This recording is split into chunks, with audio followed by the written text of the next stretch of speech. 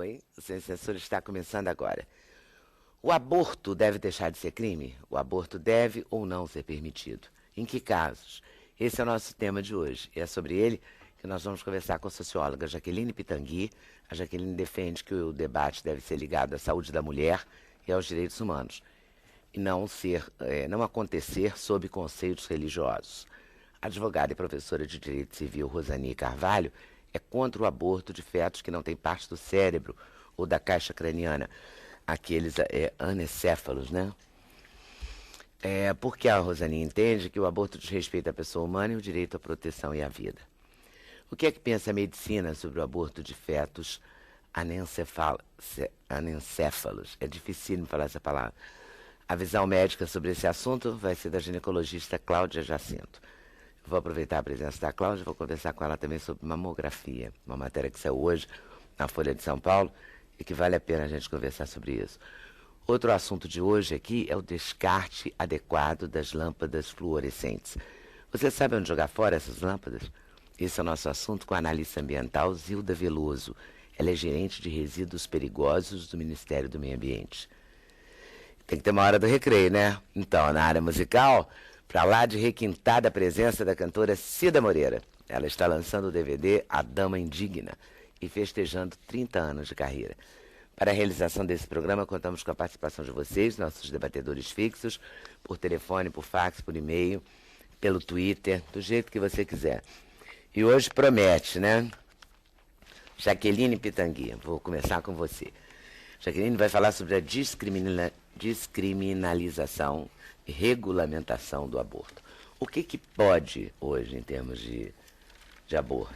Hoje nós temos uma legislação de 1940 que não penaliza o aborto em situação de risco de vida para a mulher ou em gravidez resultante de estupro.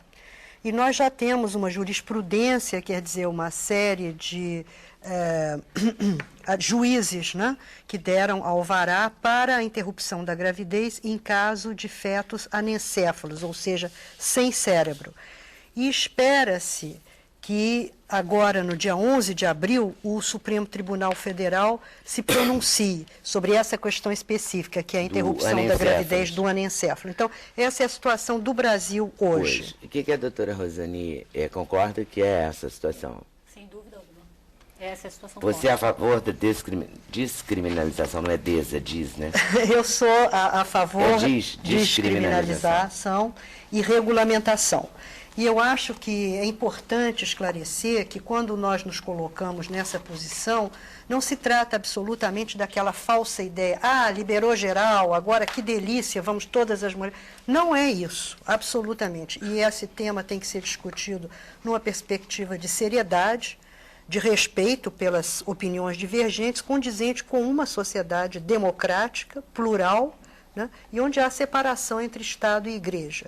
Então, quando se coloca que o aborto deve ser descriminalizado, ou seja, que as mulheres que fazem um aborto não devem ser presas, não devem ir para a cadeia, isso implica imediatamente em regulamentar o abortamento. Em geral, até as 12 primeiras semanas, na maioria dos países, né, que permitem a interrupção da gravidez, e na realidade, em todo o mundo, né, apenas 18 países não permitem em nenhuma circunstância. Então, na maioria dos países em que tem legislações mais flexíveis com relação ao aborto, até as 12 primeiras semanas, ele é feito com uma relativa flexibilidade. A partir daí, já entram os chamados permissivos para o abortamento. O código nosso é de 1940. Houve um avanço significativo da medicina, da tecnologia médica. Então, hoje, é muito mais fácil detectar, por exemplo, o perigo de saúde para a mulher em levar adiante uma gravidez. A hipertensão, ou um mioma, ou um câncer descoberto já durante a gravidez. Então, essa inclusão da dimensão da saúde, não apenas do risco de vida, é fundamental para a gente estar caminhando para e passo, leis e vida, né? A realidade e a legislação. O que você acha disso, Cláudia? Muito bom. Eu acho que é descriminalizar, né? Não, porque assim, olha, é para tirar o crime, que diz é de distúrbio, seria o distúrbio do crime. Eu acho. Mas vamos depois, vamos descobrir. Descriminalizar, né? Com E. Descriminar? Com E. É deixar de ser então tá crime. certo. Deixar de ser crime. Deixar de ser crime. Descriminalizar. No mínimo, deixar de ser crime nessas propostas que aquela comissão dos juristas fizeram. Né? Aquelas propostas me parecem assim, elas são boas. Sendo que eu travaria mais a última, mas é claro que assim, eu sou sempre... A última é quando ele diz que, por vontade própria, desde que um psicólogo ou um médico, eles digam que ela não consiga arcar com as consequências da gravidez, acho que fica muito abrangente e, nesse momento, a gente poderia cair no abortamento social. E abortamento social, eu acho que o Brasil não está preparado para. Não é esse momento. Sabe por quê? Porque elas usarão um país onde nós não temos educação, onde ainda a estrutura de planejamento familiar deixa muito, muito a desejar. Nesse momento, as pacientes usarão como método de anticoncepção, de contracepção. E aí vai ser perigoso. Como médica, eu tenho que ainda dizer, não é o momento para se pensar como, dessa forma tão abrangente, a descriminalização generalizada.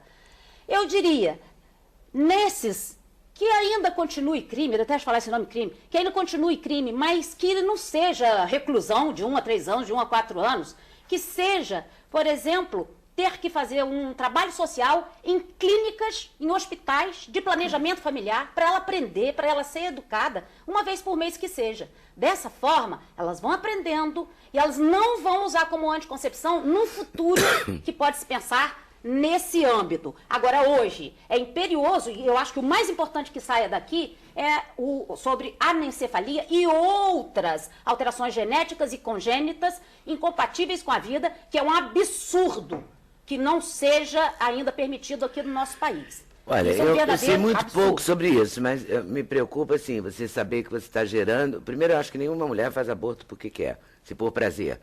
Eu vou ali hoje fazer um aborto. Absolutamente. É claro que não é assim. Extremamente traumático. Todos os relatos que eu tenho são de pessoas que ficaram traumatizadas, ficaram muito infelizes, choraram a beça e tal. Isso independente da punição da sua igreja, da igreja de quaisquer igrejas, né? Acho que ninguém quer fazer aborto. Ninguém. Agora, você gerar 9 meses um ser, sabendo que você, quando ele nascer, ele vai morrer, na hora que ele nascer, praticamente no mesmo dia. Na hora, ou algumas horas, algumas horas, não tem crânio, isso é muito cruel para com a mulher, é cruel demais. É muito cruel. Eu acho, além do mais, além de absolutamente cruel, que pode ser, inclusive, considerado uma forma de tortura, e o Brasil é signatário da Convenção contra a Tortura, e eu acho importante ter presente que em 1940, quando foi feito o Código Penal, não existia ultrassonografia. Hoje, na ultrassonografia, a mulher sabe a detecção. Detecta isso? Claramente. Anencefalia. Anencefalia. E você vê na ultrassonografia que atrás falta a calota craniana. Então, a mulher sabe que o que ela está gerando não tem vida. Porque o que nos dá vida é o cérebro, que nos permite sonhar, conversar, interagir. Tanto que a legislação brasileira permite o transplante com a morte encefálica, ou seja, morte cerebral, você pode dar os seus órgãos para transplante. Imaginemos, sei lá, que horror, um rapaz de 18 anos, cheio de vida, que venha a ter um atropelamento, se ele tiver morte encefálica, os seus órgãos podem ser transplantados. Então, obrigar uma mulher a levar adiante... Parelho, né? Agora, eu queria me referir a alguma coisa depois que você disse. Introduzir a Rosani aí na nossa conversa. A lei, o que está... O Supremo vai aprovar o quê? Agora vai votar... É uma ação de inconstitucionalidade que foi levada ao Supremo já em 2004, relativa ao aborto por anencefalia. E o Supremo, então, agora vai, digamos assim, adotar uma posição se é permitido ou não a interrupção da gravidez nesses casos. É exclusivamente nesses casos que o Supremo está... Só nesse caso de anencefalia. Só anencefalia. O que diz a lei, Rosani, essa mesmo que seja de 1940? Só pode abortar em caso de estupro? Como diz a Jaqueline, o nosso código, que é do ano de 1940, só permite, quer dizer, só despenaliza, é crime e continua sendo, entretanto, não se aplica a pena no caso do aborto, chamado de aborto necessário, quando há o risco de vida para a mulher, essa gestação gera um risco de vida, e no segundo momento, chamado aborto sentimental, que é aquele aborto que é autorizado em razão da gestação ser proveniente de estupro. Então, a nossa legislação penal é uma legislação da década de 40, e quando houve essa despenalização, admitiu-se somente a não punição por esses dois aspectos. E você acha que isso está contemporâneo? Bom, eu tenho as minhas ressalvas quanto à questão do aborto, pura e simplesmente porque, levando em consideração a nova ordem constitucional brasileira. Então, para eu explicar as minhas razões de ser da minha divergência, eu preciso voltar um pouco mais no tempo, porque o Código Civil, o Código Penal, quando foi editado, em 1940, nós tínhamos uma realidade social, uma realidade jurídica, né? A pessoa humana, nessa época, ela não estava no epicentro, ela não estava sendo colocada como centro das atenções do nosso ordenamento jurídico, seja quais forem os ramos de direito. Então, o direito penal, por exemplo, não se preocupava tanto com a vida, porque a nossa própria Constituição, que é a nossa lei máxima, vale dizer que todas as nossas normas, Código Penal, Código Civil, quaisquer que sejam elas nascem a partir da principal lei, que é a lei constitucional. Então, a Constituição daquela época não se preocupava tanto com a pessoa. Então, o Código Penal, o Código Civil, ele tinha um tratamento diferenciado, colocava-se mais à frente, mais importante o patrimônio. A Constituição de 88, nada disso resolveu. Quando houve a edição, aí a gente dá um bom salto no tempo, no ano de 88, a Constituição Federal atual, ela mudou essa realidade social. Ela mudou essa realidade jurídica quando passou a se preocupar com a pessoa. E aí sim, hoje na Constituição Federal, nós temos no epicentro das relações jurídicas, nas relações sociais, a pessoa. Então, mas não resolveu, você não tocou no aborto, não mudou nada. A questão foi colocada, o aborto, da forma como ele estava sendo tratado, seria mantido ou não seria mantido? Né? E nesse momento, houve um clamor social, mais de 2 milhões de pessoas foram ao Congresso Nacional, através de um abaixo-assinado, pedindo que o aborto fosse retirado da nossa legislação. Não foi o que aconteceu, o aborto hoje continua sendo crime, com as únicas duas exculpantes, que são essas que nós colocamos. Mas por que você acha que deve continuar a ser crime? Exatamente porque, pelo fato da Constituição Federal ter colocado a pessoa humana no epicentro, hoje somente vale, e só não é considerado crime, o aborto sentimental e o aborto proveniente. Isso. O que eu quero saber é o porquê que você acha que ele deve continuar então, assim. Exatamente por 72 anos depois da lei. Porque se a Constituição Federal coloca a pessoa humana no epicentro e a norma constitucional ela está ligada à Constituição Federal, o julgador ele não tem competência para dizer além do que a legislação penal diz. Então, se a legislação penal só diz que haverá aborto nessas duas hipóteses, então, ao julgador, no caso máximo do Supremo Federal, seja qualquer que seja o julgador, não tem competência para dizer além.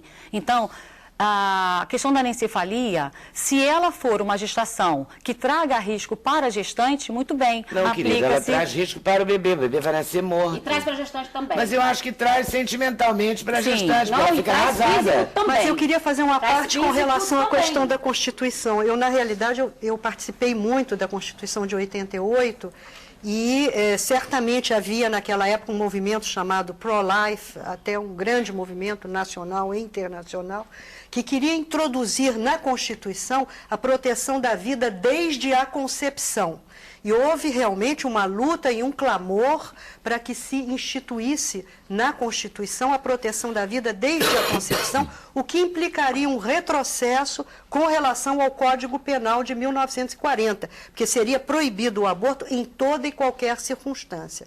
Mas isto não passou. 2 milhões de pessoas queriam isso. Mas não sei quantas milhões de pessoas, porque, por outro lado, milhões de pessoas também se colocaram contrárias. Porque a gente sabe que os direitos, eles se escrevem a luta, com a negociação, olhares, né? São vários olhares. E a nossa Constituição, ela não legisla sobre o aborto. Ela fala em pessoa humana. Na verdade, e a pessoa todo se mundo com entende medo, a partir né? do nascimento. Mas nessa própria Constituição, Mas todo mundo tem medo assim de como falar eles sobre dizem aborto. sobre o direito da vida, eles dizem também sobre o direito sobre o corpo. Então, se eu for pensar nessa Constituição, eu tenho que ser a favor do aborto também. Não, você tem os direitos reprodutivos que estão assegurados na Constituição. Agora, eu queria fazer digamos, um comentário sobre o que você colocou, é que eu não acho que as mulheres vão recorrer em massa ao aborto, porque o aborto será liberado. Porque quando se coloca um projeto de lei para regulamentar, em primeiro lugar, esse aborto só pode ser feito de forma segura, ou seja, em instituições hospitalares e com médicos e pessoal de saúde que tem também, não é isso, o seu compromisso, a sua ética, a sua seriedade. E, por outro lado, houve um avanço no Brasil a nível do planejamento familiar. Em nenhum momento o aborto ele se coloca como um método de planejamento familiar.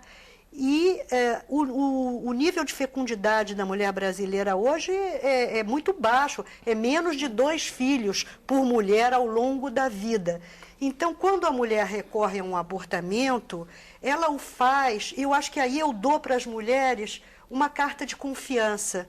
Eu confio nas mulheres, eu acho que as mulheres que vão procurar fazer um abortamento e que vai ser num serviço de saúde, consta nome, não é numa coisa clandestina, é claro, nome, não. telefone, mesmo porque CPF. o clandestino continua acontecendo. Exato. Né? Então, esse tipo de regulamentação do abortamento, ele constitui um passo adiante, inclusive há estatísticas que mostram que em vários países onde o aborto foi regulamentado, caiu o número de abortos. Hoje se estima que há no Brasil 1 milhão de abortos anuais. É uma estimativa, porque não se sabe. A maioria dos leitos ginecológicos no Brasil são ocupados por sequelas de aborto. Não, 65%. Então, 1/3 deles é ocupado. Mas isso é extremamente importante. A gente não pode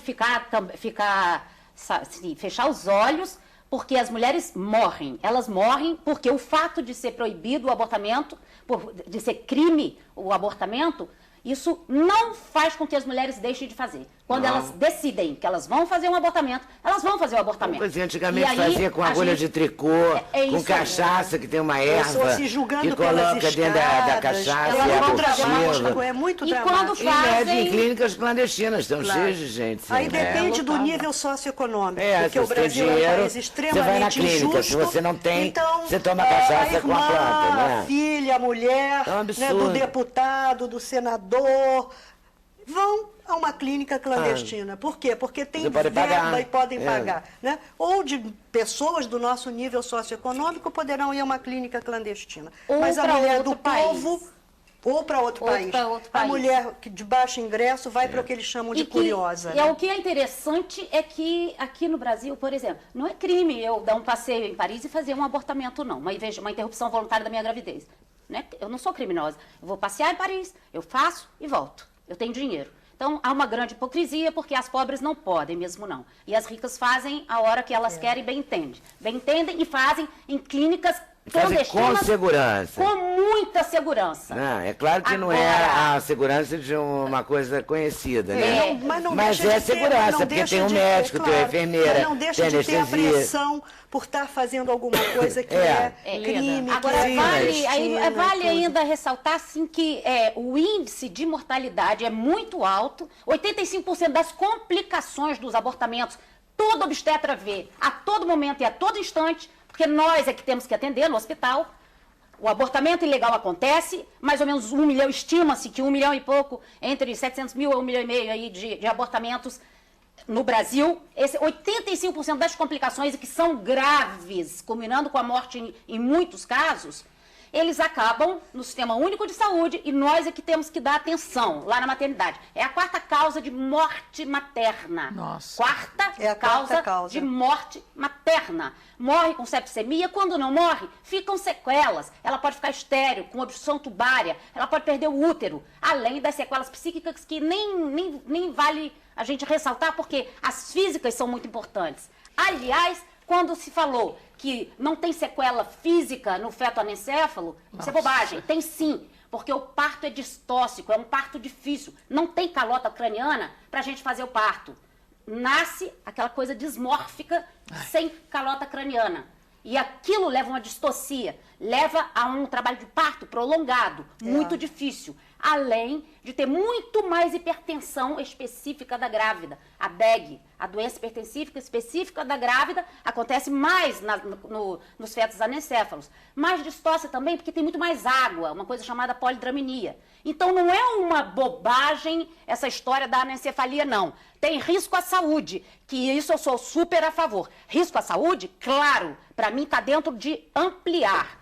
Tem que ampliar, não só para risco de vida materno, mas risco ao agravamento da saúde da mãe, da saúde materna. Agravamento da saúde materna, como, por exemplo, uma mãe com retinopatia proliferativa diabética, ela engravidou. Uma falha da contracepção, porque qualquer contracepção falha. Até a laqueadura tubária. 1/1000 falha. Então, ela era responsável, fazia contracepção, mas falhou. Ela tem a retinopatia proliferativa, porque ela é diabética grave, e vai ficar cega. A lei vai cobrir, não? Que história é essa? Só porque não tem risco de vida? Ela vai ficar cega? Eu acho que ela está trazendo um ponto muito importante, porque ela está mostrando o valor da pessoa humana, da mulher.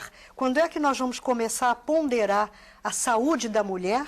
Uma mulher que está aí, que é uma cidadã, frequentemente é uma mãe, é uma trabalhadora, não é? Com relação à saúde de um feto. Como é que a gente pondera isso?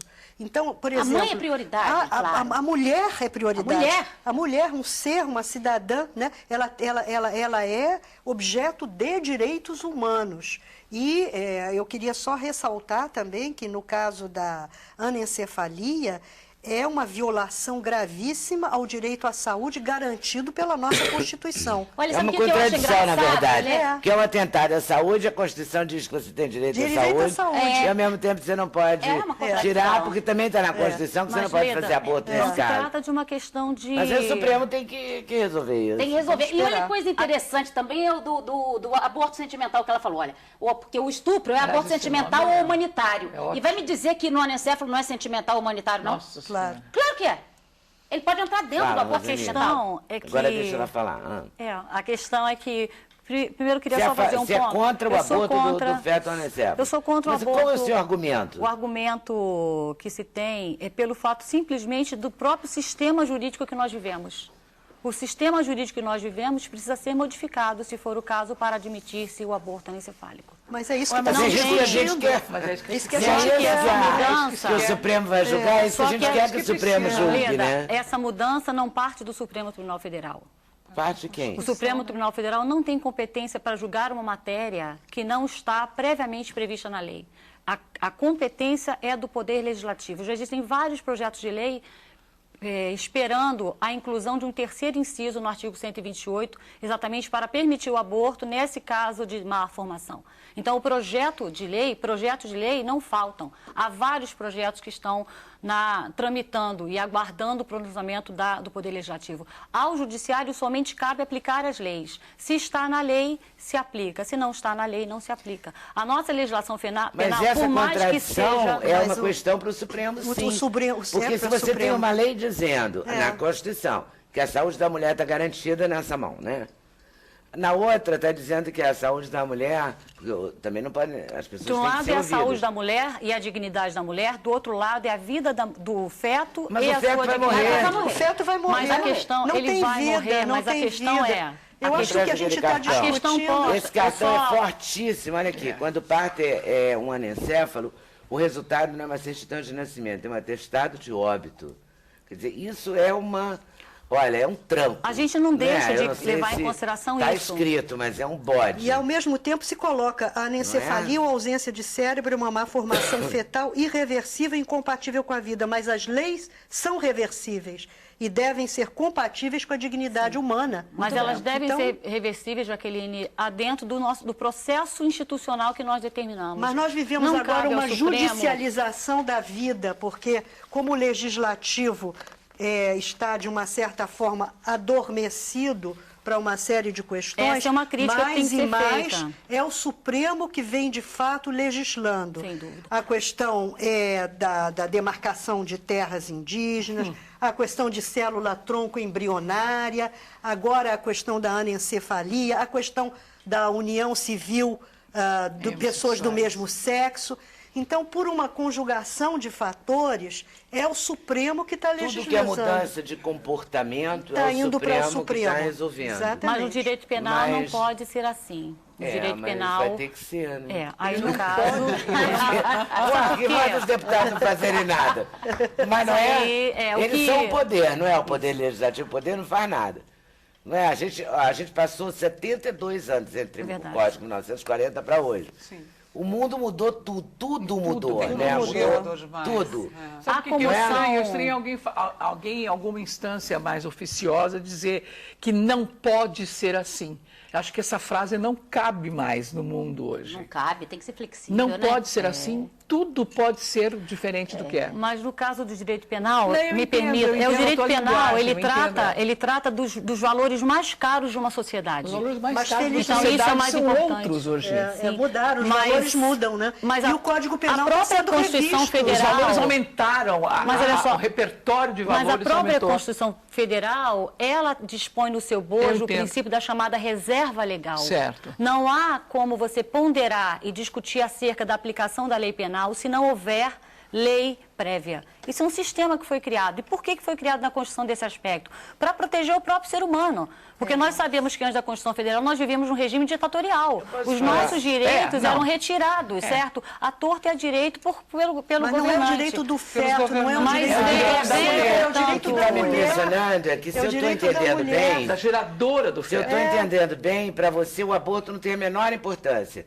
Desde que tenha uma lei, é isso? Não, muito pelo contrário. Porque até agora você só defendeu a questão de existir uma lei. É por isso que eu estou te perguntando toda hora, quais são os argumentos? Eu quero fechar os meus argumentos jurídicos. Você é contra ou a favor do aborto? Eu sou, Leda, contra o aborto, por vários aspectos. Os primeiros aspectos que eu estou colocando para vocês é o aspecto jurídico, e como advogada eu não posso negligenciar isso. Esse é o nosso sistema jurídico. Mas por mais que o clamor social... mudou nos últimos 72 anos? Eu não tenho dúvida disso, mas o clamor social está aí exatamente por conta disso, por causa da mudança. Entretanto, não é o clamor social que vai fazer com que você resolva uma questão, principalmente uma questão tão sensível como é a questão do... Assim, na boa, mesmo se você é contra o aborto, tá? Mas você não acha que essa é uma questão que tem que ser discutida? Não há dúvida. Então, como é que você acha, como é que você encaminharia essa discussão?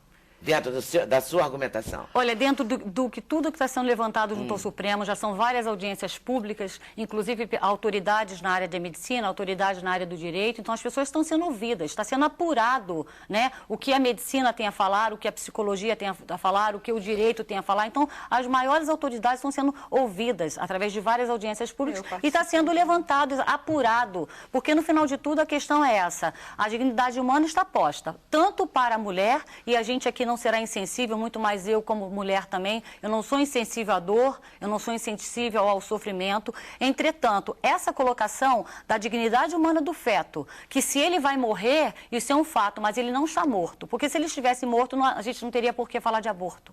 Então, morto ele não está, a vida. Mas qual é a dignidade humana do feto que não tem cérebro? É da vida.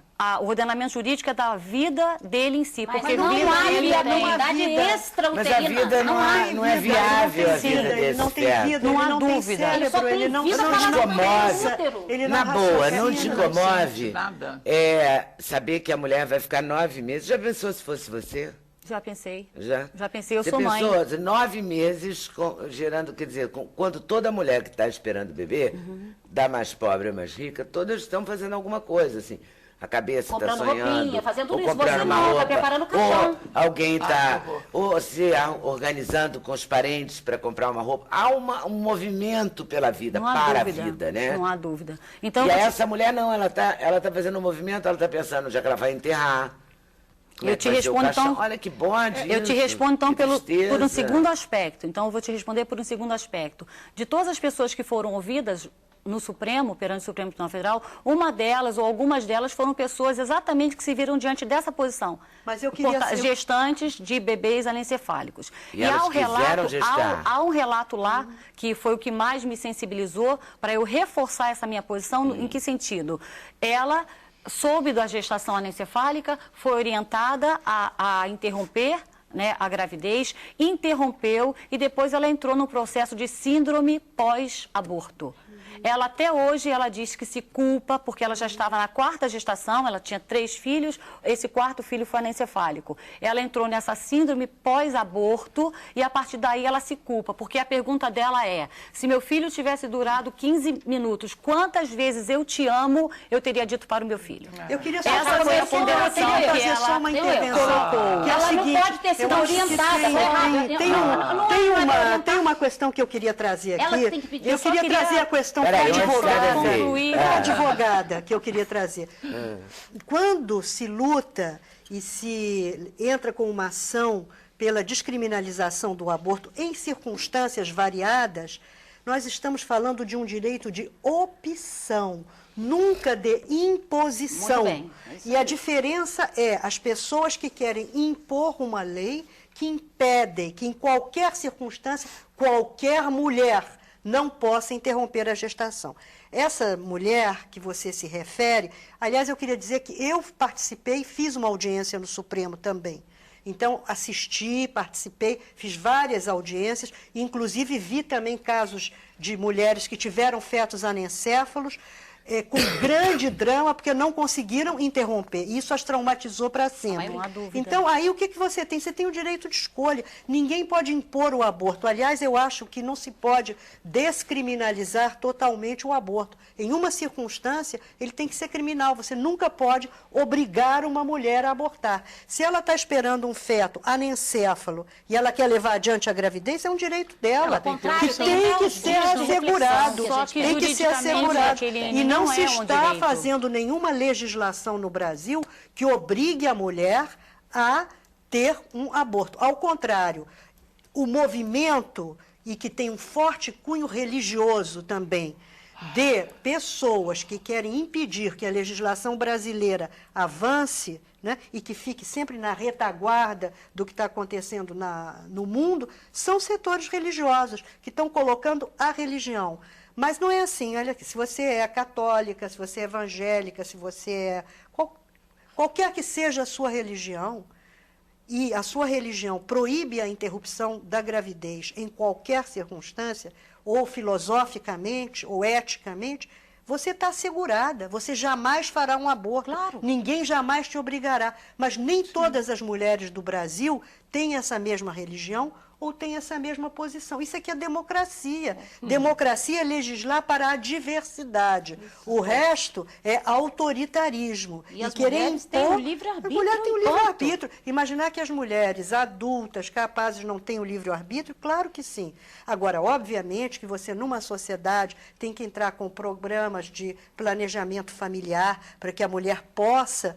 Não Isso é obrigatório. E ter acesso a todos os métodos. Prevenção da gravidez indesejada. Ter educação sexual nas escolas para prevenir, né, a questão da gravidez na adolescência. Isso não significa que a questão, o cerne da democracia, que é a questão dos direitos e do direito de opção, não seja garantido. Então, nós estamos falando aqui do direito de opção. Então, essa mãe que se arrependeu de um feto anencéfalo e tudo mais, é uma pena, porque ela poderia ter levado adiante a sua gravidez.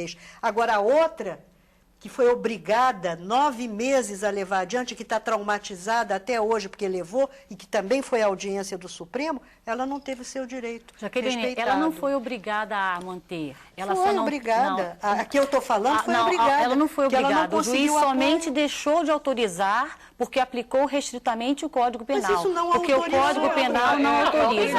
Ela foi proibida. As avessas pode até ser uma obrigação, mas se a lei não autoriza ao juiz conceder um alvará, ele extrapola a competência dele. Esse é o nosso sistema jurídico. é preciso mudá-lo para que a gente possa admitir. Urgente. Por quê? Urgente. Porque se nós ele... temos mais de 5 mil alvarás. Então, eu acho que também nós temos mas aqui aí que saudar os o juízes, Poder Judiciário já o Poder entendeu, Judiciário e os juízes né? que estão dando alvarás Exato. para a interrupção Independe da gravidez. classe social, porque pode entrar naquela justiça gratuita, não pode? Então, a lei está Eu só queria mudando, só- porque a lei é viva, senão nós estamos fossilizados aqui. Eu só queria fazer uma Mas pequena... todas as vezes, todas essas mudanças, elas são do contemporâneo. Quer Claro. dizer, elas mudam, o Supremo também atua. Claro. A União Civil é uma prova disso. É uma prova disso. Em cima do comportamento que Em mudou. uma Né? situação totalmente contemporânea. E a coisa está Contemporânea. caminhando. Né? Agora, que as igrejas protestam, É o direito protestam. delas. Mas eu acho que elas estão no papel delas. Papel delas. O Ninguém- papel delas é esse mesmo. Mas quanto à Agora, se a religião, sua fé se você quer obedecer te a leva, igreja, é você claro, obedece se você a quer igreja. obedecer Mas se a puder fé, haver obedece. arbítrio sobre a decisão, a pessoa poderia seguir para qualquer caminho, independentemente daquilo das suas crenças religiosas ou pessoais, ou mesmo ouvir o seu médico, né? Mas ela poderia ter o livre-arbítrio de decidir. Mas o médico é neutro ela deveria também. Eu ter só esse acho que, infelizmente, mesmo a nossa Constituição, que é de 88, ela, naquela ocasião, em 88, a medicina evoluiu muito. Eu não sou da área médica, mas a gente acompanha isso. Os diagnósticos evoluíram, os exames evoluíram. Quer dizer, hoje se tem uma visão diferente daquele feto com problemas e do que não tem problemas, né? O diagnóstico hoje é muito mais precoce do que era naquela época. Muito Né? mais, Aí não dá para a gente mais ser muito correto. hipócrita, não, porque olha só o que acontece na atualidade. Nós temos gravidezes aumentando exponencialmente nos dois extremos da vida. Nas adolescentes, até na adolescência precoce e depois dos 40 anos. Depois dos 40 anos, o que as mulheres vão procurar? Elas vão procurar a fertilização assistida pela dificuldade de engravidar. Ao procurar a fertilização assistida, o que acontece?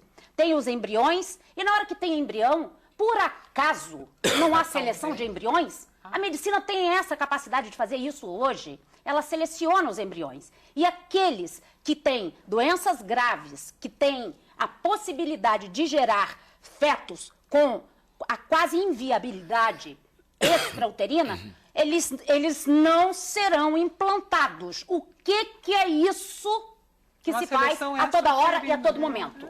O que é isso? extrauterina. É ou não é abortamento? Vamos ao Porque mesmo balanço. cientificamente, o ovo, na fecundação, eu tenho um DNA que aquilo já está dizendo, aquele indivíduo é único. Não é na nidação, como o Supremo andou falando por aí, não. Não é na nidação. Então, se Que a é mesmo gente isso, faz... nidação? Nidação é na hora que cola no útero da mãe, quando tá. implanta.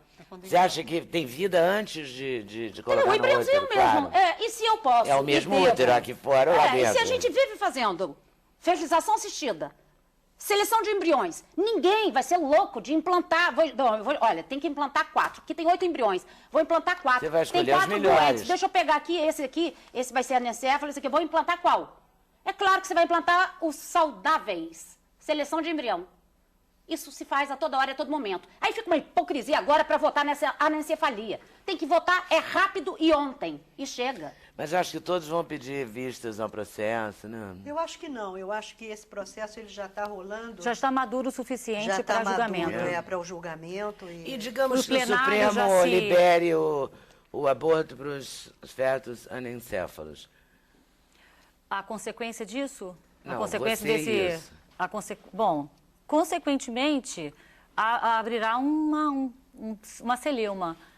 O efeito dessa decisão não é o que a gente chama de efeito erga omnes ou vinculante. Os juízes que estão aqui no primeiro momento julgando, eles não vão ser obrigados a julgar conforme o Supremo Tribunal Federal decidir. Se ele entender pela interrupção terapêutica do parto, se for o caso, ainda assim, pela liberdade que o julgador tem, pela liberdade que ele tem, ele poderá continuar não concedendo. Porque a você tem que cair legislação no penal, juiz que te a preste legislação atenção no penal não Supremo. mudou. E da nossa sistemática, quer dizer, olha só, olha concordando que ou coisa discordando desse aspecto, foi assim que nós construímos o nosso É uma interpretação arcabouço da jurídico. Corte Suprema em função Mas de há Sim, uma mas razão aí é uma de ser. pessoa que muito apegada à chamada letra fria da lei. Não é somente Né? isso. Porque não uma é tão pessoa sim- não é que somente, um não é tão juiz simples com assim. alguma sensibilidade, não é possível. Mas o não é- Supremo já não é Nós já só- tivemos na área ambiental algumas causas avaliadas pelo Supremo e o Supremo gera um parecer final e esse parecer ele é tornado público.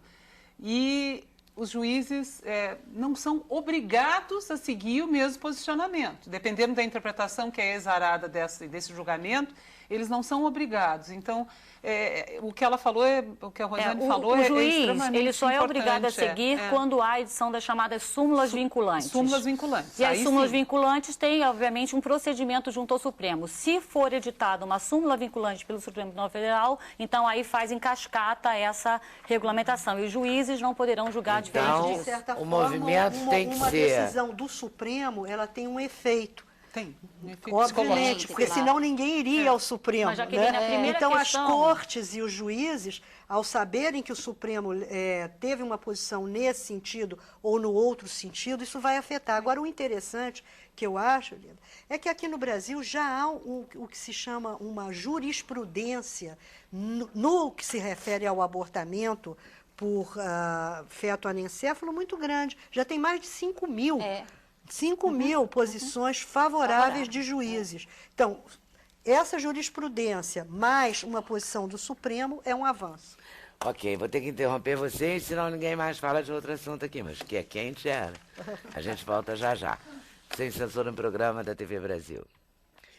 Então, já que a gente não resolveu nada sobre o aborto, até porque a gente não pode resolver, não é? Temos que esperar aí Semana que vem. Mas você acha que agora vai para a votação? Eu acho que certamente, porque... Ninguém vai pedir vistas? Não, espero que não. Vamos falar agora do descarte de lâmpada, porque é um país engraçado, né? É um resíduo perigoso, ninguém sabe como é que faz, e todo mundo usa lâmpada. Todo mundo usa. Não é? Depois do apagão para cá, todo mundo usou ainda mais as lâmpadas fluorescentes. Do ponto de vista ambiental, a incandescente não é propriamente um resíduo perigoso, mas por ela ter uma vida mais curta, acaba que a gente descarta muito mais do que a fluorescente, né? Por isso que todos nós optamos pela fluorescente. Hoje a compacta, a tubular. E todas fazem mal à saúde? Não, enquanto ela está sendo usada, vamos deixar bem claro para o nosso público que enquanto ela está sendo usada não há problema algum. O problema existe, assim, se cair aqui nesse momento e quebrar, o ideal é que saiamos todos da sala, deixamos que se precipite por uns 15 ou 20 minutos, depois a gente recolhe esse resíduo com um pano e dá um destino adequado para esse resíduo. Quer dizer, nós temos desde 2010 uma política nacional de resíduos sólidos, e ela trouxe um avanço muito grande, que foi a imputação da responsabilidade compartilhada. Quer dizer, ela diz que para determinados produtos que são elencados, lâmpadas é um deles, lâmpadas fluorescentes com vapor de mercúrio, de sódio, de luz mista, fabricantes, importadores, distribuidores e comerciantes têm que dar um destino adequado. Tem que ter uma responsabilidade sobre a colocação daquele produto no mercado. A lei não determina objetivamente que isso vai ser feito em 1 mês, 2 meses, 6 meses, mas ela diz que isso tem que ser feito por meio de acordo setorial ou um regulamento ou um decreto. Então, um comitê de ministros que se reuniu no ano passado decidiu que seria por acordo setorial.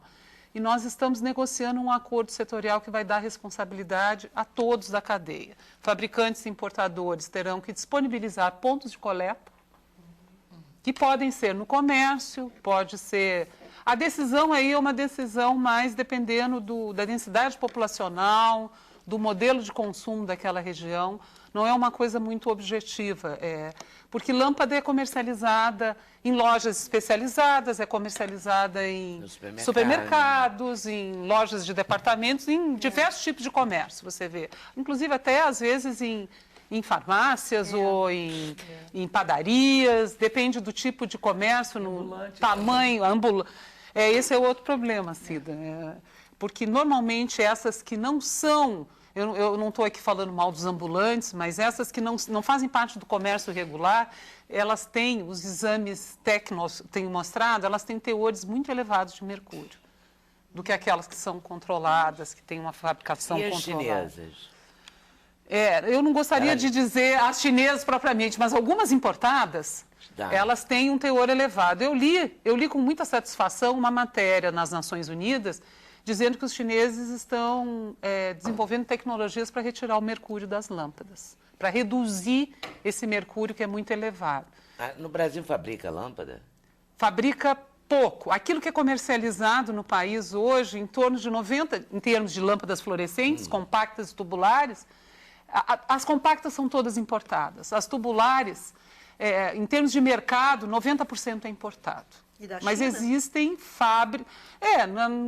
Algumas são frutos de... Nós temos uma legislação aí que permite trazer o importador até 100 mil reais por ano de produtos de fronteira, sem nenhum tipo de controle. Então, as lâmpadas podem estar aí, as pilhas e baterias podem estar aí, o eletroeletrônico pode estar aí, se não fugir dessa cota. Mas voltando às lâmpadas. Então, nós estamos construindo... Mas enquanto a gente não constrói a legislação e essa coisa Não, nós estamos construindo. A ideia nossa é até o final do ano. O que a gente faz hoje? Se queimar a lâmpada na sua casa, hoje existem ações, existem grandes redes de departamentos, supermercados, shopping centers, que recolhem e encaminham para uma destinação adequada. O que é isso, destinação ambientalmente adequada? São empresas que reciclam ou dão um destino, porque dependendo do estado da lâmpada, nem sempre, se ela estiver quebrada, eu não consigo recuperar o mercúrio dela. E aquele vidro e aquele alumínio contaminado, eles não podem ser reciclados. Então, assim, se eu encaminho para uma destinação adequada, ou seja, uma empresa que faz a quebra controlada, ela retira o mercúrio, e o mercúrio é comercializado novamente, ela descontamina o vidro e o alumínio. Vidro e alumínio podem ser encaminhados para reciclagem.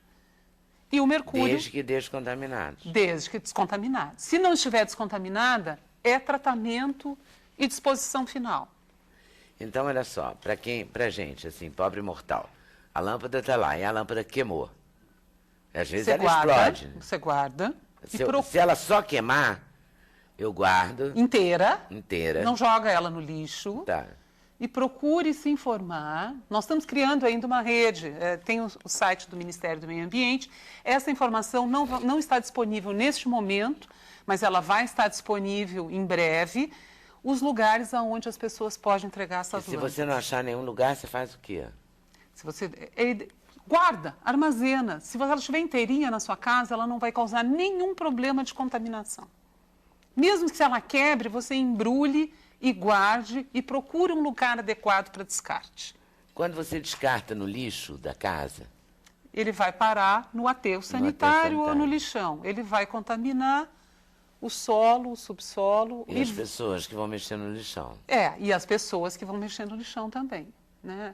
A política tem uma meta muito audaciosa, Leda, que ela é de 2010, que é em 4 anos o nosso país não ter mais lixões, não ter catadores como conhecemos hoje, esses catadores serem especializados em separadores e recicladores de lixo, e não haver mais lixões, o que deverá ser encaminhado aos aterros sanitários, que serão criados a partir da eliminação e descontaminação dos lixões, serão somente os rejeitos, aquilo que ou tecnologicamente ou pela sua composição de periculosidade não possa ser reciclado, reaproveitado. Então, aí você vai me perguntar, mas o que isso tem a ver, essa meta, com o descarte adequado e com o acordo setorial? Nós estamos obrigando as prefeituras, em 4 anos, a implantarem sistemas de coleta seletiva de lixo e erradicarem os seus lixões, terem só aterros sanitários e mandarem só o rejeito. A partir do momento que nós construímos dentro do governo, junto com os fabricantes, com os importadores e os comerciantes, um descarte adequado desses produtos, nós vamos diminuir aquilo que as prefeituras vão ter que recolher. Porque a partir do momento que você cria uma coleta seletiva, cria um hábito de descarte diferenciado, você não recolhe mais aquele lixo dentro do lixo da sua casa. Então, é isso que nós estamos tentando construir no governo. É um diálogo, como a gente ouviu no bloco anterior aí sobre o aborto, tudo é um diálogo, é uma negociação com fabricantes, importadores e comerciantes, sob definição de responsabilidades, sobre pontos de coleta, sobre a reciclagem propriamente dita. Mas tem um outro aspecto ainda que é mais importante. Se o consumidor não fizer o descarte adequado, a cadeia não vai funcionar. Então, assim, o consumidor é uma peça importantíssima do processo. Se não chegar a ele as informações para ele fazer o descarte adequado, e ele não fizer esse descarte adequado, não adianta nada eu cobrar de fabricantes e importadores que tenham 6.000 pontos de coletas de lâmpada em 5 anos, que disponibilizem tecnologias de reciclagem, que reaproveitem a lâmpada recolhida, se o consumidor não fizer nada. Então, é importantíssimo que as informações também cheguem. Então, tem que fazer uma campanha importante. O governo está fazendo uma parte genérica, começou no ano passado, que é o separe o lixo e acerte na lata. É para poder apoiar a coleta seletiva nos municípios. Nós estamos falando de Brasil, muitas grandes capitais já têm programas de coleta seletiva.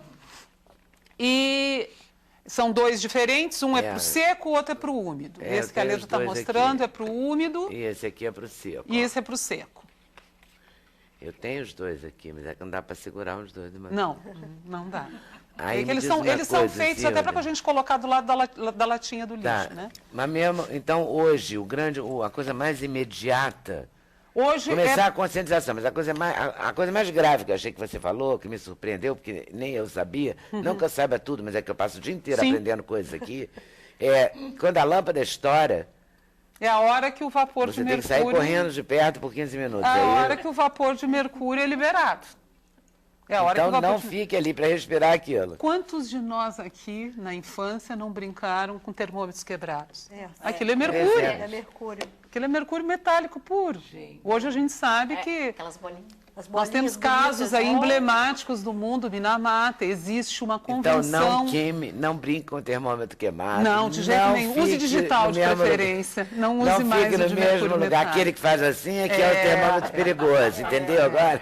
Isso quando quebra... E se a lâmpada queimar, você, perna pra que te quebra. Gostou, Cida? E some, né? Sai de baixo, literalmente. As bolinhas somem. Existe também, no âmbito das Nações Unidas, um acordo sendo discutido que provavelmente levará ao banimento do uso de mercúrio em diversos processos. Melhor assim, né? Mercúrio, amianto, essas coisas tinham que sumir do mundo. Então, assim, eu recomendo sempre para o ouvinte, para o nosso telespectador, que fique um pouco mais atento às informações sobre descarte adequado, porque não muitas basta vezes... jogar no lixo, assim, não é tão simples. Alguns bancos também fazem programas de recolher, por exemplo, pilhas e baterias, redes de supermercado. Eu sei que em São Paulo tem uma grande rede de farmácia que recolhe medicamentos, lâmpadas. Então, essas informações estão sendo organizadas e elas vão estar disponíveis. Elas diferem de estado para estado, de município para município. Faz isso logo, disponibiliza logo. Nós estamos trabalhando para isso. Vamos aqui falar de vez em quando nisso para poder chamar a atenção. Para chamar a atenção. E só para dar uma informação, a gente está aqui hoje falando de lâmpadas, mas nós também estamos tentando construir logísticas, responsabilidade compartilhada para o descarte de medicamentos ou vencidos ou que você não precisa mais, para eletroeletrônicos, embalagens de uso doméstico, as embalagens que vão para a casa da gente com alimentos, bebidas. Em São Paulo já existem cooperativas em que você telefona e eles vão buscar em casa, exatamente. Isso é muito comum. E também para embalagens plásticas de óleo lubrificante, que esse também é um resíduo perigoso. Meu Deus. Esse é outro assunto. A gente fala de novo outra vez, outro dia. Perfeito. Ou seja, há uma ameaça no ar. Não jogue nada fora sem pensar antes. Intervalo, a gente volta já para fazer a hora do recreio com a Cida, para falar do CD, para falar do CD. Não sei nem como falar desse CD depois dessa avalanche. Mas eu sei, a gente vai falar já. Ah, estava mostrando, eu tirei, desculpa. Ó, tá aqui. E daqui a pouquinho estará com você, ok? Sem censura no programa da TV Brasil. Ah, meu Deus. Vamos lá, Cida Moreira na área. Se derrubar é pênalti, mas ela é amiga do juiz. Olha, eu fiquei pensando, é difícil, né? Falar perto das mulheres todas Porque é muito forte hoje essas questões todas. Então, aonde que eu posso falar, né, sem parecer... Você pode falar do seu trabalho para alegrar a vida da gente. Sabe? Porque a gente precisa também de relaxar, de escutar boa música, exatamente para poder pensar sobre os temas todos mais sérios. A gente precisa de liberdade para tudo, né? Para escolher tudo, até repertório. Até repertório. Até o que você vai gostar, né? Você tem que escolher. E você escolhe muito bem repertório. Eu sou uma pessoa que ultimamente, depois de uma certa maturidade, costumo dizer o seguinte, que a minha vida é a música, né? A minha vida é a música. Eu, sem a música, seria uma senhora de meia idade, completamente louca, possivelmente internada no manicômio, porque... né? Que é é o centro da minha vida. Então, quer dizer, essa dedicação à música, ela é natural em mim, ela é cotidiana, né? Eu não resolvi um dia que eu ia ser artista. Eu, despretensiosamente, posso dizer que eu nasci artista. Né? Porque eu ainda acredito que a arte deveria ser um dom e não uma decisão comercial. Né? Mas, assim, então eu vivo um pouco desse espírito, sabe? Dessa alma musical, entende? Graças a Deus, para o nosso prazer. E você curte, assim, como é que você escolhe esse repertório? Eu não escolho o repertório, o repertório me escolhe. Eu vou me aproximando. As grandes cantoras eu vou me aproximando de certas músicas que eu gosto, né, que eu ouço muita coisa, e eu vou me aproximando e aquilo eu começo a fazer, e aquilo uma hora encaixa na minha alma, talvez pela minha própria vida cotidiana naquele momento, pelas significações da vida da gente, por aquela poesia que te responde um monte de coisas, que te propõe um monte de coisas. Então, e não é só a emoção, sabe, Leda? Tem a questão da inteligência da poesia. Eu escolho música pela poesia, em primeiro lugar, e depois pela melodia. Eu preciso das palavras para me expressar. Ai, que barato. Porque as palavras são a base mesmo, né? São a base. É onde você, sei lá, o alicerce, né?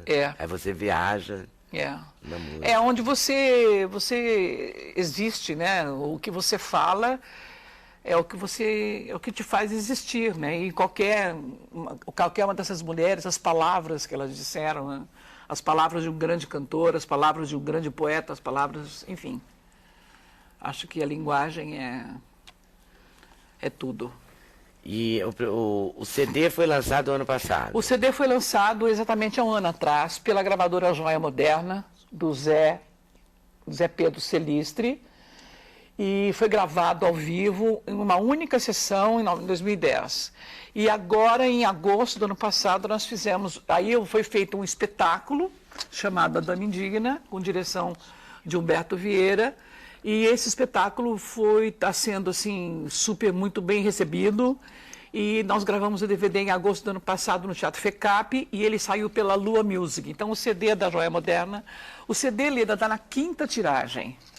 É um sucesso, né? E é um sucesso, e o DVD é exatamente o espetáculo integral, que começa o espetáculo até desse nome, o que é essa Dama Indigna. O que é? A Dama Indigna, assim, há uns 5 anos atrás, eu estava cantando em algum lugar, e um poeta de São Paulo, um diretor de teatro chamado Marcelo Fonseca, foi me assistir e escreveu um poema para mim chamado A Dama Indigna, e me entregou no final do show. Eu guardei aquilo lá. Eu guardei, né? Não dei muita... achei lindo e guardei. Em 2009, quando eu comecei a trabalhar esse repertório que veio a ser o disco da Dama Indigna, e que ele ainda não tinha esse formato do espetáculo como ele tem, ele era só um grande repertório, eu lembrei desse poema. E quando eu peguei o poema e pensei naquilo que eu estava cantando naquele momento, eu pensei assim, essa criatura que canta esse monte de coisas é uma dama indigna. Então eu achei isso, entendeu? E foi exatamente por isso que eu dei esse nome. E ele fez para você no seu show? Ele fez num show. Ele fez assim, ele me ouviu cantar e fez um poema. Eu tenho assim, várias coisas maravilhosas que escreveram para mim, né? E o Marcelo fez essa crônica chamada A Dama Indigna, né? E a gente tem uma canção desnaturada. A canção desnaturada acho que cabe bem no programa de hoje. É. Porque essa canção... essa canção... É do Senhor Buarque. É a canção do Chico, da Ópera do Malandro. É uma canção que eu demorei 20 anos para cantar. Eu fiz a montagem da Ópera do Malandro aqui no Rio, em 77, 78. E eu ouvia essa música todas as noites, eu chorava todas as noites. E eu passei 20... Depois eu tive filho. E eu não conseguia cantar, porque eu caía num pranto pavoroso. E eu consegui cantar essa música em 2009, eu consegui cantar sem chorar. Porque essa música é uma significação tão grande que ela fala exatamente de uma mãe que fala: por que cresceste, curuminha? Que saiu do meu ventre maquiada. Se eu pudesse reverter tudo, né? Você voltaria para dentro de mim, entendeu? Então é Chico Buarque, né? É obra-prima em cima de obra-prima, e essa canção, ela me fala muito. Vamos conferir, podemos?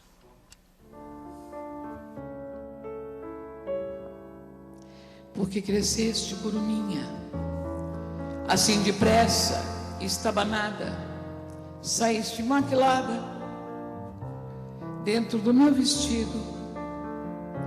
Se fosse permitido, eu revertia o tempo para reviver a tempo de poder, de ver as pernas bambas, curuminha, batendo com a moleira, te empurcalhando inteira, e eu te negar meu colo, recuperar as noites, curuminha, que atravessei em claro, ignorar teu choro e só cuidar de mim.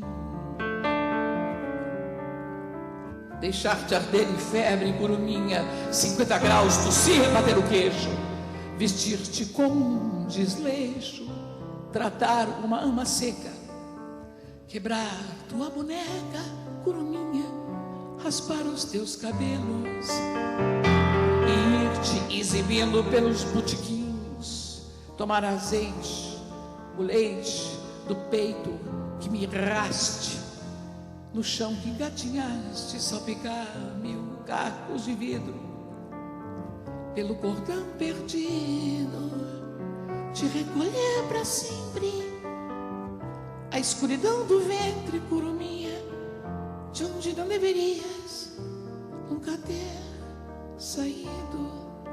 Não.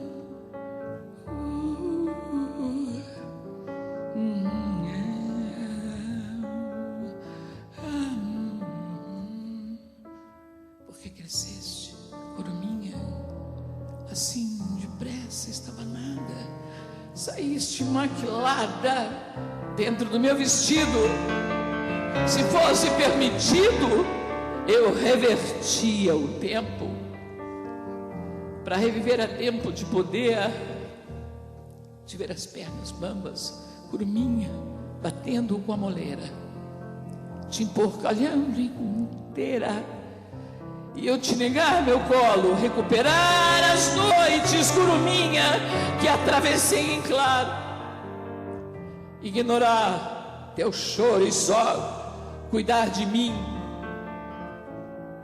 deixar-te arder em febre, curuminha, 50 graus, tossir, bater o queixo, vestir-te com um desleixo, tratar uma ama seca, quebrar tua boneca, curuminha, raspar os teus cabelos, ir te exibindo pelos botiquins, tornar azeite, o leite do peito que me raste, no chão que engatinhaste, salpicar 1000 cacos de vidro, pelo cordão perdido, te recolher para sempre, a escuridão do ventre, curuminha, de onde não deverias nunca ter saído.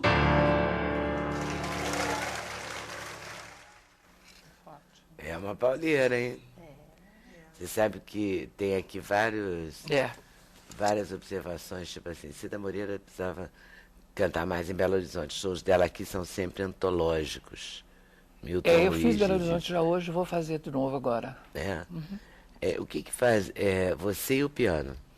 A Dama Indigna sou só eu e o piano. Depois não, você. É uma volta, vamos dizer assim, ao formato do meu primeiro espetáculo, que foi o Summertime. Eu, nesse momento, precisava ficar sozinha com o meu piano até para saber como é que eu estou agora, para poder seguir, né? Tem a ver com ter feito 60 anos, tem muito a ver. Ter uma filha já adulta, a vida ter mudado tanto, o mundo mudou tanto, a vida da gente também mudou tanto, né? Então eu sigo por essas... Tudo mudou muito. Tudo mudou muito, né? A gente precisa falar novas palavras, tomar novas decisões, né? Pensar outras coisas, né? Mas cantar outras músicas. Mas não é estimulante também, por outro lado? Não, eu acho tudo isso absolutamente encantador e estimulante. Eu acho que faz parte da nossa obrigação, enquanto seres humanos, essa evolução. Cada um a seu modo, né? Cada um do seu jeito, mas é para frente, né? Eu acho que os artistas têm muito essa... Por ser uma coisa que aparece mais, por ser mais transparente, eu acho que a gente tem esta obrigação também de melhorar enquanto artista. Você, né? Acho que isso é uma obrigação. Faz parte do seu show isso. Né? Faz parte do show da vida. E o show tem que ser cada vez melhor, né? É verdade. Porque o público também é cada vez melhor. As pessoas mudaram muito. Tudo as pessoas falam assim, não, mas só tem coisa ruim para ver. Não é verdade. Não é verdade. Existem coisas magníficas em todos os âmbitos para você conhecer, para você observar. E não estou falando de artista só, estou falando do mundo. Ver quantas coisas foram da vida ditas em geral. Hoje. É claro. Tem tanta coisa que às vezes a gente fica agoniado porque acha que não vai dá tempo, começa a programar e não vê nada. A gente não dá conta. Não vi esse filme, já saiu, não vi essa peça. Essa sensação que você não consegue, né? A gente não conhece quase nada, ou nenhum, né? É um momento de extrema ignorância. E de muita informação disponível, né? De muita informação disponível. E dá um trabalho danado de selecionar também, né? Não é o que é bom, o que não é bom. Olha só, eu vou fazer outro intervalo, vou voltar, você vai escolher aqui o Sou Assim ou Back to Black. Back to Black. Back to Black. Amy Winehouse. A minha querida... Aliás, deixa eu só dizer que eu comecei a cantar essa música da Amy muito antes dela morrer. Porque pessoas perguntam, você está cantando em homenagem a ela? Esse disco foi gravado antes dela morrer, eu já cantava essa música. Por favor, gente, não façam isso. Mas aqui só tem elogio, uma das maiores vozes do país. Agora eu adorei, porque tem uma moça, agora eu vou até ver se é moça, mas eu acho que é, que diz assim, muito bom o pequeno debate no Sem Censura sobre o aborto. Queremos mais programas assim. E tem um rapaz que diz assim, é muito divertido. Tem uma que reclama que eu só leio o Twitter, mas eu não tenho um e-mail aqui, ó. Como é que eu vou ler e-mail se ninguém me deu nenhum, não é, querida? Então não fique triste. E tem um rapaz, Eduardo, ele diz assim, na mesa do aborto faltaram as feministas, as vozes do movimento, aquelas que levantam essa questão e fazem barulho. Jaqueline Pitangui faz barulho, que ela é chique. Isso? Mas ela não grita, mas ela faz barulho. Você vê, isso é uma visão antiga do feminismo. Feminista agora fala finita, e ó, fala lá o que tem que falar. Intervalo, a gente volta já já. Sem Censura, um programa da TV Brasil. Então, vou abrir esse bloco. Momento assim, vou até botar os óculos, porque essas letrinhas de computador são de matar. Eduardo, deve ser o mesmo Eduardo do Twitter, quer ver? As presenças da socióloga, advogada e ginecologista foram fundamentais, mas cadê a feminista? É ele mesmo. Mulher militante que construiu essa luta e faz dela cada vez maior, sem deixar apagar o fogo da revolução. Eduardo Bonini. 19 é o quê? Campinas? 019? Campinas. Né? Campinas. Próxima vez eu vou te chamar. Mas valeu, muito obrigado, hein? Gosto muito do programa. Concordo plenamente que ninguém faz um aborto pensando como contraceptivo, pois vemos o que acontece por aí. As mulheres que têm condições, inclusive as que as igrejas são contra, vão e fazem, já que a mulher que não tem condições usa método mais agressivo, causando a própria morte. Mas gostaria muito de colocar a minha opinião, que é de uma feminista que luta pelos direitos da mulher. Essa é a Cibele. 3 pontos sobre a questão. Primeiro, um corpo sem cérebro não é vida humana, é uma massa. Sendo assim, a sua retirada não configura aborto. Segundo, como não é um aborto, não há que se falar em crime. Terceiro, a vida da gestante deve estar acima da lei.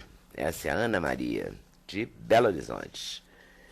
Gostaria de relatar brevemente, caso que trabalho em um CTI de um hospital da rede pública, e certa vez nos chegou uma paciente enviada a uma maternidade. Essa estava grávida de um bebê anencéfalo, entrou na justiça para conseguir o aborto, conseguiu, com 8 meses de gravidez. O médico então disse para ela esperar mais um mês. Ela então esperou, e no 9º mês ela entrou no trabalho de parto, procurou o hospital, forçaram o parto normal. Com a força que ela fez, acabou rompendo a cicatriz da cesariana anterior. Enfim, ela acabou fazendo uma parada cardíaca, foi tentada a reanimação e ela acabou em vida vegetativa. Ai, meu Deus, que trágico. A sua mãe, enfim, herdou o neto e a filha que acabou virando um bebê novamente. Complicada essa nossa Constituição, diz a Cláudia. Bom, não vai dar tempo de ler tudo, senão não dá tempo de uma palavrinha só para a gente reafirmar. Saudade, hein, Cida Moreira? Cleide Lima, do Recife. Tem uma fantasia, ouvir Elomar Figueiro Melo na sua voz límpida e dramática. Uma grande ideia. Previsão de apresentação no Recife? Esse ano ainda. Então, esse ano, Europa, França e Bahia, assim, né? Vamos brincar assim. Não fique horrorizado. Você lembra que você é do Stanislau, é só uma brincadeira. Eu sei. Ai, meu Deus. O Edson Prochinol, advogado de Porto Alegre, diz que é bom que se registre que o STF julgará a matéria através de uma ação de descumprimento fundamental. ADPF, número 54. Você sabe isso? Sei bem. Uau, cuja decisão tem eficácia contra todos o efeito vinculante relativamente aos demais órgãos do poder público, segundo o artigo 10º, parágrafo 3º da Lei 9.882/99, que regula a tramitação da ADPF. Então, ela tem efeito vinculante, é isso que ele está dizendo. Uma decisão do Supremo vai influenciar. Por isso fará a tal da súmula, então. A súmula. Tá. Ai, meu Deus, é a Cristina aqui na pressão. Lâmpada, se estourou a lâmpada eletrônica, essa lâmpada que a gente compra, que é mais cara para economizar energia, saia correndo do Recife. Fecha a porta, deixe precipitar 15, 20 minutos, recolha com um pano. E guarde para descartar no lugar. E guarde para descartar. Mas procure informações. Você não guarde para descartar, pelo amor de Deus, inteira. Não jogue no lixo. Não jogue no lixo, guarde inteira em algum cantinho da sua casa. Você pode voltar aqui para a gente falar, que eu falei que a gente ia falar hoje, mas não deu tempo? Volto. Desse negócio de não da fazer... mamografia, se faz da mamografia, então saiu hoje na Folha, eu queria muito falar isso. Com certeza. Os canadenses, os americanos e tal. Doutora Rosani, vamos ver se fazem a lei, né? Vamos aguardar. Vamos aguardar. A Jaqueline trouxe um livro que ela queria que eu mostrasse. Vou mostrar, que é o Progresso das Mulheres do Brasil de 2003 a 2010. Você falou dele num debate, né? Exatamente. É um livro enorme, porque o progresso é muito grande. E nós, então, mostramos as diversas áreas. É feito com o apoio da ONU. Tá certo. E eu vou agradecer a vocês. Muito obrigada por terem vindo. Eu que agradeço. Agradecer a vocês também. Amanhã e sexta a gente vai fazer especiais. Eu peço desculpa pela gripe, que está fortíssima, mas espero melhorar para a semana que vem, tá? E vou me despedir com a Cida Moreira. Boa tarde, boa noite. Ao som de Cida Moreira. Valeu. He'll have no time to regret. Kept his dick wet with his some old same bad. Me and my head high and my tears dry. Get on without my guy.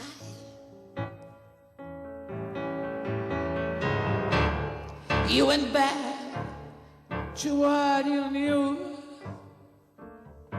so far removed from all that we went through. And I tread a troubled track. My odds are stacked. I'll go back to black.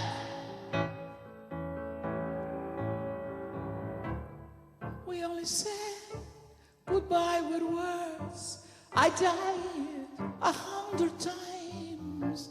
You go back to her, and I go back to her. We only said goodbye with words. I died 100 times. You go back to her, and I go back to her. I go back to us. I love you much. It's not enough. You love blue, and I love Bob. And life is like a pie, and I'm a teeny penny rolling up the walls inside.